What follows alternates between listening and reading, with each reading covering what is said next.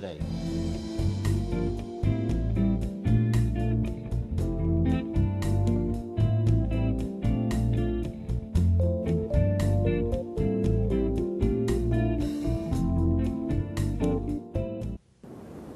A number of associates that I've coached over the years have kind of amazed me from time to time when they and I have a conversation about their profitability within the law firm.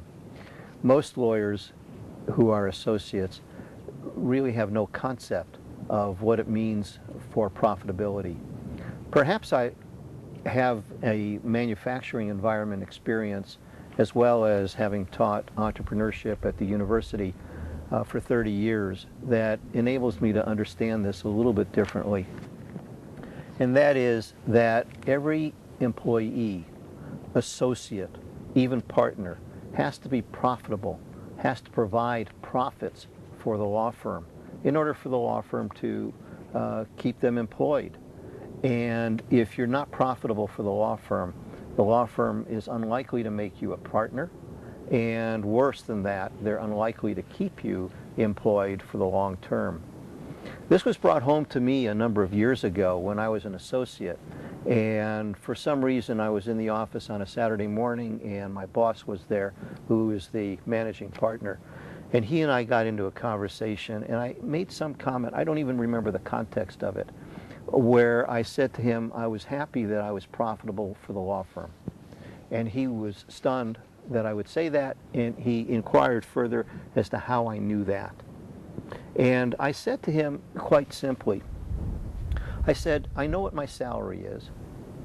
I know what you're paying me. I know what my secretary's compensation is. And I can look in the ceiling and count the number of tiles and therefore figure out the size of my office.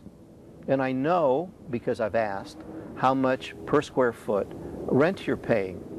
So I know two of the more important elements. I know compensation for labor, and I know occupancy cost. Now beyond that, there's some other direct expenses, but more importantly, there's overhead. And I've asked the bookkeeper, what's the percentage in our law firm of overhead? And she told me. I know what my billings are, and so I can take the percentage overhead times my billings and figure out what overhead would be attributable to me. Now, I cannot know what you collect from my billings because I don't know what you write off. I don't know what deals you've made with clients. I don't know what you write off for the clients. But basically, I can come up with a number. And some months I know I'm not making as much for the firm, and in fact I'm costing the firm. But in other months I'm making a lot of money for the firm. But overall, if you take 12 consecutive months, I know I'm making money for the law firm. The managing partner asked me why I would even care about that. And I said to him quite simply that I like my job. I want to stay employed by this law firm. And unless I make money for the law firm in the short term, even in the long term, the law firm's not going to be able to keep me. So I am very concerned that I carry my own weight economically within the firm. Well, suffice to say that the managing partner was impressed, and within 6 months they made a partner of me.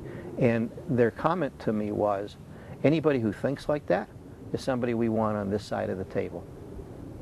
So I would say to you, as an associate in the law firm, you have to be cognizant of what you're contributing to the law firm, not just in terms of quality legal work, not just in terms of satisfied client interaction with you, but also in terms of economics. Because when compensation time comes around, that's one of the things that's going to be asked. What are you doing for the firm? You know, the old question, what have you done for me lately? That's important.